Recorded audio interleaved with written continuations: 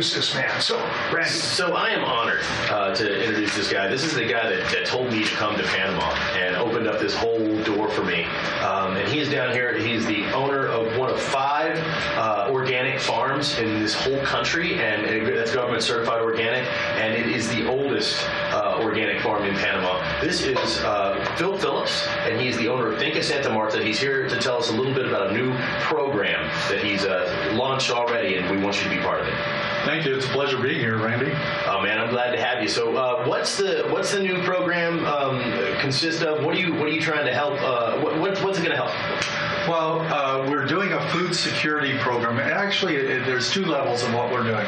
The food security program, which is a benefit to everybody who's listening if they want the best organic food you can possibly get. You know, when people come to Tuesday Market at Tap Out, they come to that Tuesday Market and they look at our table. Everything on that table was harvested the day before. You can't do that in a grocery store. And then we are the oldest certified organic farm in Panama. We carry 3 different organic certifications, not just the government one, but 2 additional certifications. And the food that we are growing has a fantastic, we grow the best pineapples I have ever tasted, and I spent a month in Maui. And so the eggs are really good. And we're doing some organic vinegars, and we've got some new value-added products coming at all times. We're looking at all kinds of different ways to feed people. The farm before I bought it was run as a classic market garden farm. They raised just enough food to sell at Tuesday Market, and that was it. That meant the farm, although it's 45 acres or 17 and a half hectares, was only being used at about 15% of its capability. Underutilized for sure. So since then, we have initiated the ability to start 5,600 seeds at a time. We have planted over 5,000 new plants on the farm. We've planted literally hundreds of trees already with a goal of planting over 10,000 new trees on the farm. And why would we do that? Well, we backed into farming from our nonprofit. In 2014, we were feeding, clothing, and educating 7,000 children a day around the world. Right. But food was always an issue. And so we initiated a program of self-sustainability on each one of our campus where they were required to grow their own food to the abilities that they had by the space available. Right. But they graded them and everything. Yeah, everybody had to grow their own food. And we started working with different projects. And just before we came to Boquete, a few years before, we became a part of a community called Lutembe in Uganda. And this community was a food desert. It only had 2 junk food stores, 2,000 people living in it. Most of the people had to walk to where they were going. A lot of the kids in the community crushed rock for a living to earn $1 a day, and they would spend that $1 every day to buy food for their family. And so it was an extremely impoverished area. I would say that 1,500 out of the 2,000 inhabitants definitely lived in absolute poverty. Dirt floors, no electricity, no running water. So we provided from our campus a well with 2 10,000-liter tanks to provide fresh water for the community, where they no longer had to walk down a hill through the snakes and the trash to get their water out of a rusted-out borehole. And in addition to that, we recognized that not only did we need to grow food for our children who would attend school there, but we need to set the community free from the enslavement of the food system. Well, you say it was like a food desert. What was the soil like? And was it able to grow? It was a red clay soil for the most part. Like the country, like the city or the state of Oklahoma. Yeah. Texas, where you had to beg things to grow. Yeah. It was on the edge of a lake, Lake Victoria. So there was some natural resources there, but we wanted something simple and elegant. So we started a 3-pronged program: micro farms, we did rabbits, and we did moringa trees. In doing so, we were enabled this community to survive COVID. Now, we didn't know COVID was coming. We just knew the community needed food and needed a source of food locally generated without money coming out of their pockets. And so we started working with the locals, and we had training sessions, and it was a great program.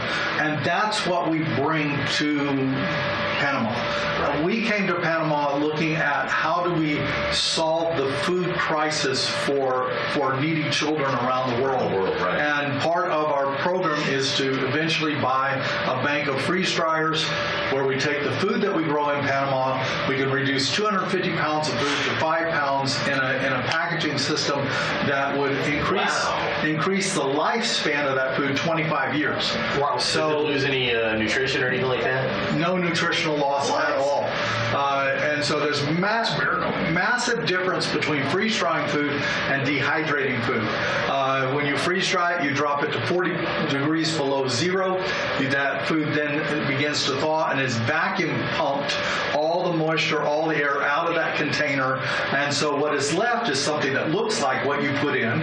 It tastes wonderful. The tastes are actually concentrated, but it's extremely light and long lasting.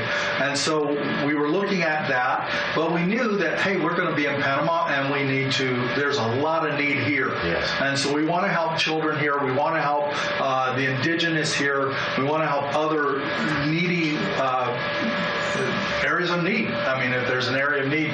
But our predominant focus is children. You know, children, it's impossible to addict a child to welfare because they're born into welfare. Right. Hands out. Yeah. Mouths open. We are genetically wired to care for our children, and they're genetically wired to need us.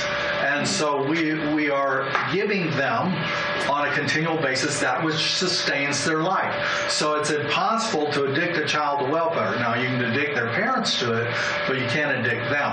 And so our focus is children predominantly, although we are concerned about the Manchichi Project and the prenatal care for women. We would extend our concern even beyond that. So the goal is to maximize the production of Finca Santa Marta. I believe that we can produce between 500,000 and 2 million pounds of food a year from this small farm. How do we do that? Well, predominantly fruit trees, because when you look at a tree and it'll produce a minimum of 300 pounds of food a year, all the way up to a jackfruit tree, which will produce between 1,000 and 2,000 pounds of food a year. Makes a great meat substitute with the green jackfruit. Also has a lot of nutrition in it as a ripened fruit. But all that can be freeze-dried. All that can be pre-prepared. So we can make this meat substitute. We can include it with moringa. And moringa is called the miracle tree or the tree of life. It is the second most nutritious plant on the planet. And you're looking at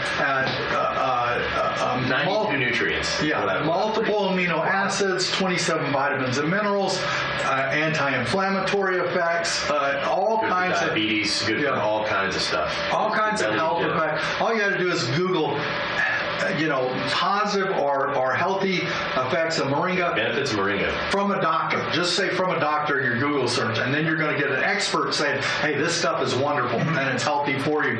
And moringa can be used in so many different ways. 93% of the tree is edible. You can feed your family. You can feed your animals. You can feed your plants with moringa. It makes a wonderful fertilizer. It makes a wonderful animal feed, and it also is very positive in your diet, whether it's green or dried or powdered or capsulized. It can be done that way. I was looking at a process to infuse honey with moringa, and also we're looking at bringing bees onto our campus so that we can have moringa-based or tropical-based honey as well. I know a little bit about background on this, but talk some about what happened in Uganda, being able to use this stuff to boost the food that they had, especially when everything got locked down. Well, every local community has a cheap source of food. It may be beans and rice. In Uganda, it was a product called posha.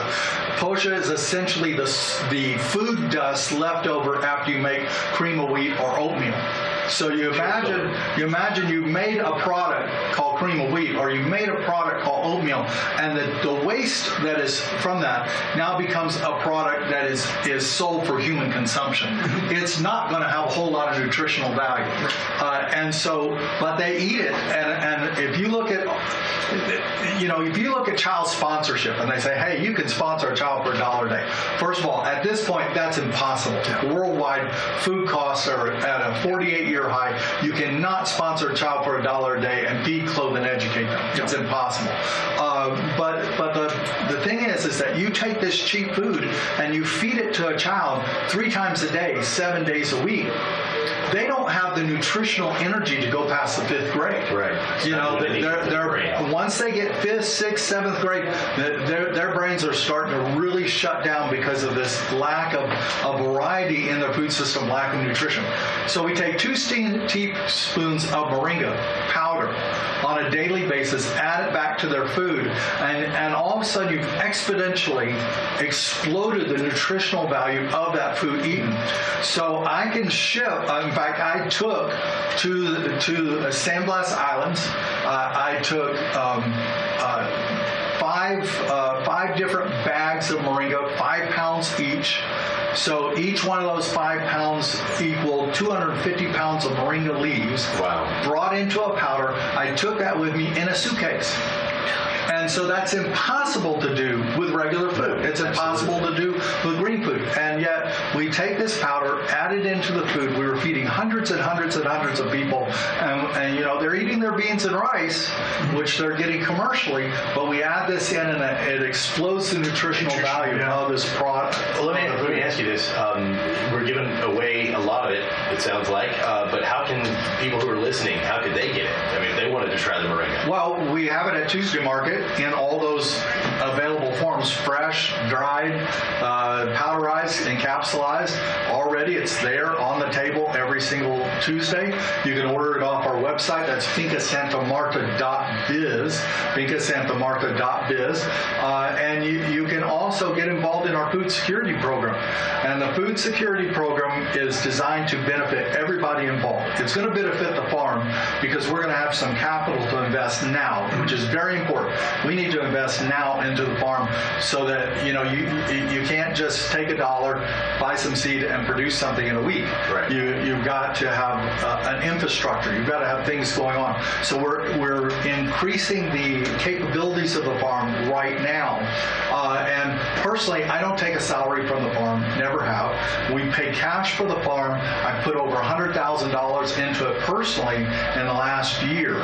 And so if you're thinking this is about a profit for the guys sitting behind the microphone, you're wrong. The bottom line is we're going to use this farm to do a greater good. Yes. And it's going to be spectacular when it's all done. But what it's doing right now for people already in this community, particularly members of the Rotary Club who kind of have the first in, is that for $200, your investment of $200 in our farm, you're going to get $250 worth of groceries that you can pick up at your leisure. Eventually, we're going to have gift certificates, and you can use those gift certificates. You can give them away to your friends and neighbors. You don't have to use them yourself. So for $200, I'm getting $250 worth of groceries, organic groceries from the farm. Exactly. And with no expiration date on the certificate. That's cool. So you can use them at any time. In addition to that, we're going to give $50 worth of food to the Rotary to use for their works and their organizations that they're helping in this community already.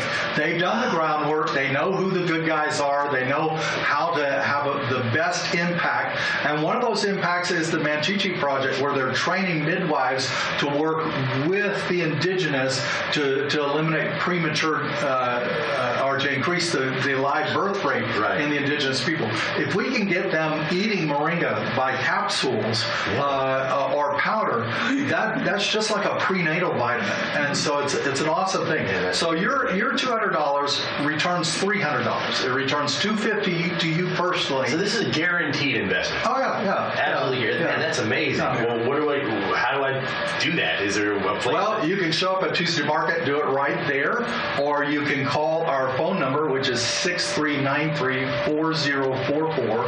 That's the Panamanian phone number, plus 507-6393-4044. or you can look it up on the website, fincasantamarta.biz. And what we got, you'll have a personal representative who's on the farm. Her name is Lily, and Lily is bilingual. She's fully bilingual, and she will help you. She will manage your account for you to make sure you're going to get your $250 worth of groceries. And like I said, we're expanding our product line. Right now, we have 50 certified organic products. We're working very hard to have certified organic eggs. It'll be the first certified organic chicken egg available in Panama. How can we do that, and why isn't there one now? It's very simple. You cannot find organic chicken food in Panama. So for us to provide a certified organic egg in Panama, we have to grow all our chickens' food on the campus. So, and our eggs already are the best eggs. I agree. I've had some good eggs before, but the Finca Santa Marta eggs are spectacular. So the flavors of the food, hydroponics is a great system, particularly if it's organic hydroponics. But the problem with hydroponics is that I'm personally selecting the nutrients that the plant has access to. So one way or another, I'm selecting those nutrients. I'm putting them in that water system, and that plant is drawing from those nutrients, which means it's limited. If I take a fish and I put that fish in the ground, I've introduced half of the periodic table into the ground. That doesn't include all the natural organisms that we want to harvest from leaf mold and do things that bring the organic system of the forest, the organic system of the jungle, and bring it into the farm and introduce it in a greater way in the farm as in a fertilizing system that is not chemical based. So we're working with nature, not against it, and we're providing the soil. In fact, I like to say I'm a soil guy. I'm not a plant guy. Down to the earth. If we walk through the farm, there are going to be all kinds of plants growing on my farm that I cannot identify. I admit to that. I can't even tell you what they are, but they're growing there. But I do know how to plant a tree, which is very few people really know how to plant a tree correctly, and I know how to make sure that soil is healthy. Yeah. And we've been working on it for a year. Of course, you proved it in Uganda. I mean, those people survived. And Finca Santa Marta has 3.5 feet of volcanic organic topsoil on the farm right now. The average farm in Panama has 1 to 3 inches of topsoil. We have 3.5 feet of topsoil. That's great for drainage as well. And we have over 1 kilometer of riverfront. And as I'm saying this, our farm is transparent. We give tours of the farm. People who eat from our farm are welcome to come and see the farm, see where their food's grown, see our happy chickens. And now we're adding rabbits to Finca Santa Marta. Cool. Now, okay, good. A question. So, nutritional value of rabbits. I'm not familiar with. Okay, that's an awesome question. Yeah. Okay. Because first of all, if your doctor has said to you, cut out the red meat, right? You want to watch your cholesterol. Rabbit is one of the, if not the most nutritious protein sources, animal-based protein sources available to mankind. It really is a cool product. Now, we have wonderful chickens, and we're excited about our chickens. And that was, if you'd asked me 6 months ago, what's the primary animal focus of Finca Santa Marta, I would have said chickens. I was trying to buy 2,000 chickens and increase our egg production, increase our ability to provide eggs across the country. We had 11 restaurants in Panama City that said, if you could provide all our eggs, we'll buy all of them from you. So that's where we were headed. But there is a thing that's going on that, whether it's real or not, avian bird flu. Yes. What is real is they're killing chickens worldwide. Yeah, I heard about Germany. Germany has become a chicken-free country. Up in British Columbia, because my son, our oldest son, provides feed to a lot of those farms, so it's real and it's happening out there. So what happens in Panama? If whether it's real or not, if the government comes in and says, no more commercial chickens, or you can only do chickens in one way, you can't do them in another. So we have a protein source with the eggs that is at risk. We have a protein source with the chicken that's at risk. The other thing, as far as sustainability, it's pretty difficult to have a sustainable chicken project because you have to have chickens that breed and give you eggs to have hatchlings, or you have to have chickens that are producing eggs to eat. You can't really have both in the same organization. So if you're providing chickens to the poor, what are those chickens going to do? Are they going to lay eggs, or are they going to breed and hatch babies? So you have to go out and buy the babies, and there's a limitation there. That's not the case with rabbits, right? Yeah, we wanted 2,000 chickens, and we couldn't find them. Couldn't find them. Wound up buying 200 instead of 2,000.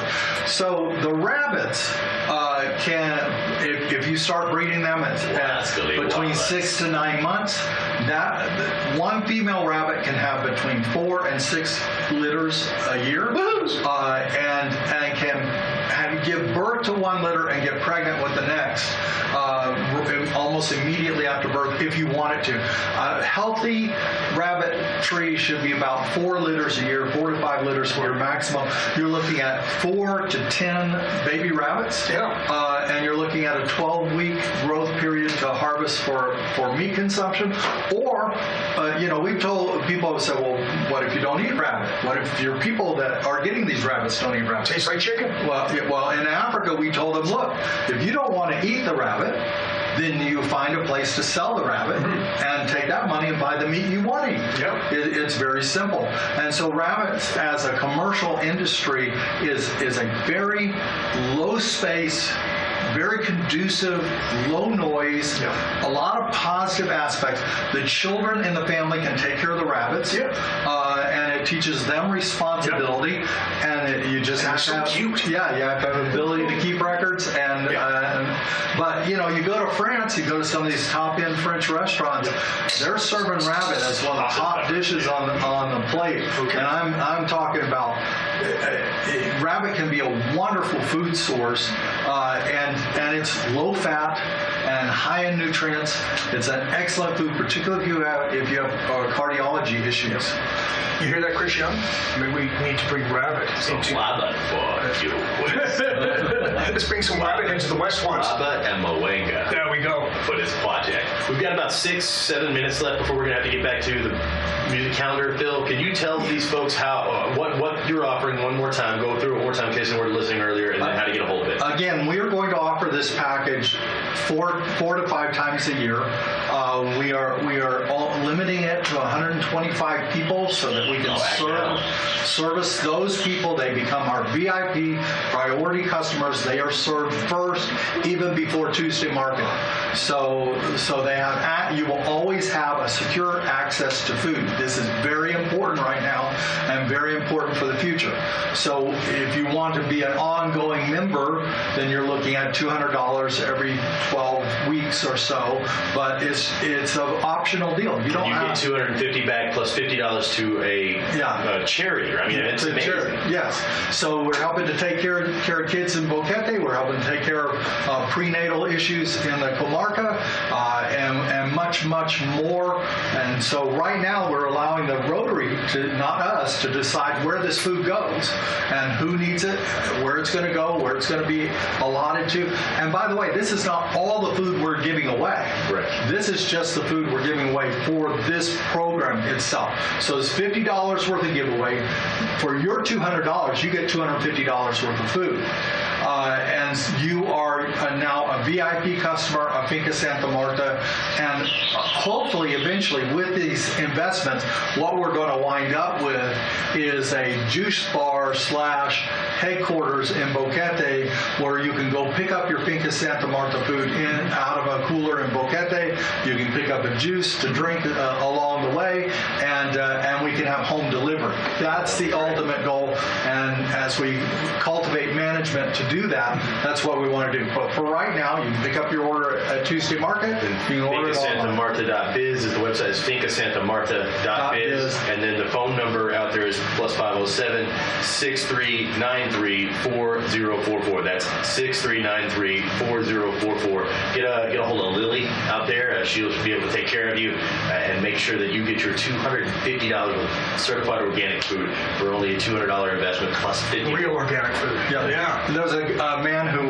walked up to our table Tuesday, and he bought $12 worth of food, and he said, "I'm from San Francisco.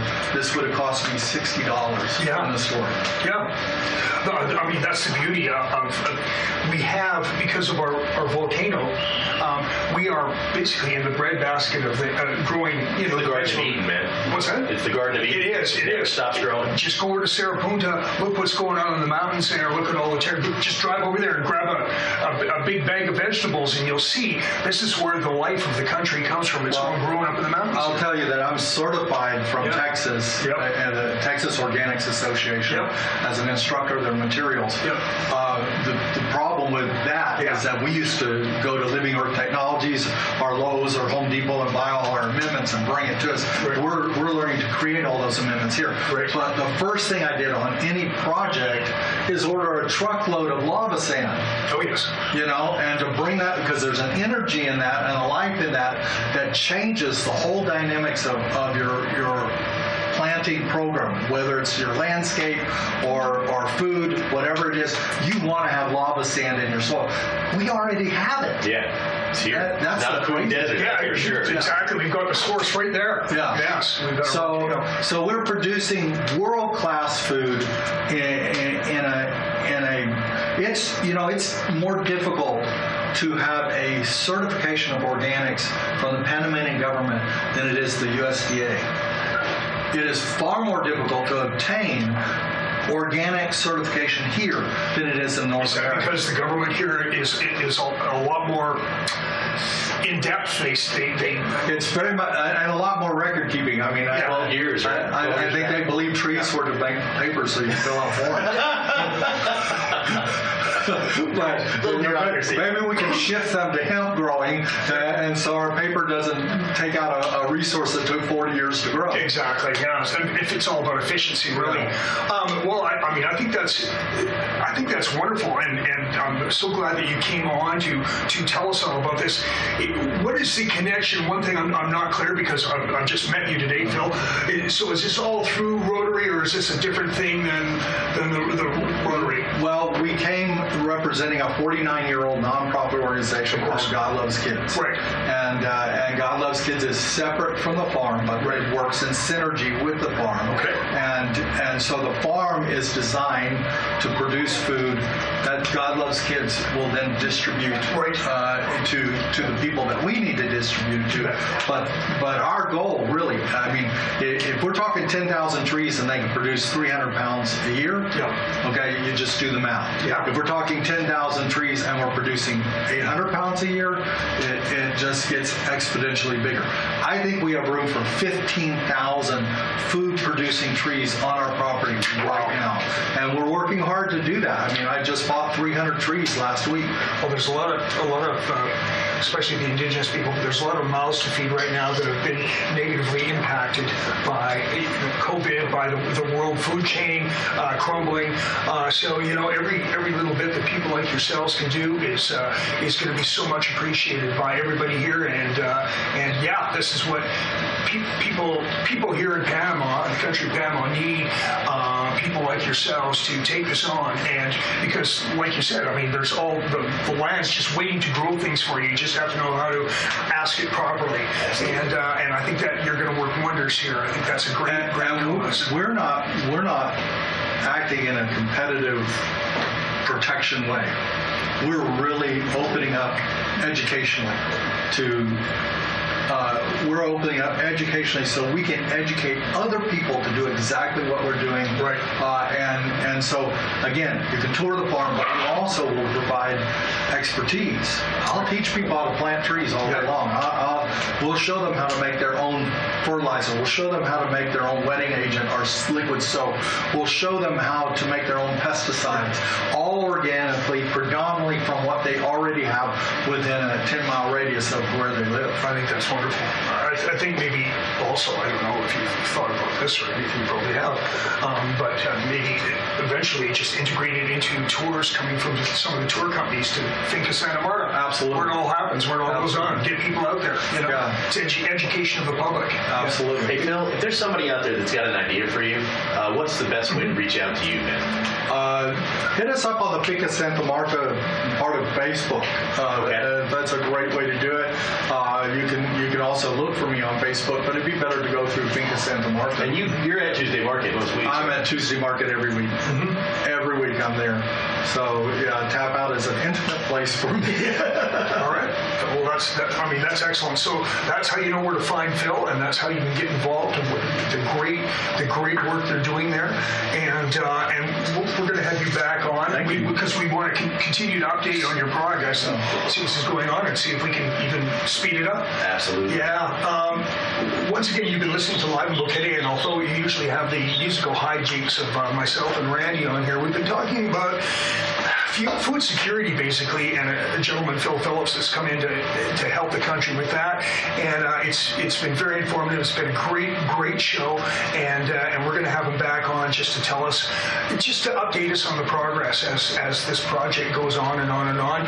And but as we usually do on Live in Boquete, I've got to get back to the Live in Boquete music calendar. And you got to get to the farm, man. Yeah. You know, if you need to head out, we're good to go. It's all good. All right. Thank you very much. Appreciate Thanks it. for coming and telling us about everything, Phil. Yes, Yeah. I'm headed to the farm. All right. Well, excellent. And Thank you, guys. Appreciate it. No problem. We appreciate what you're doing here, and I hope a lot of people get behind you on this because I think it's the right thing to do. There are people getting behind us, and it's a no-brainer. No. Really. If you eat food, and you can't get anything fresher, anything better tasting, or anything healthier. Than Supports all diets, too. The vegans, Yes, exactly. the meat eaters, everybody. Just plain healthy stuff and no Monsanto. So there you go. Exactly. Yeah. All right. Thank you.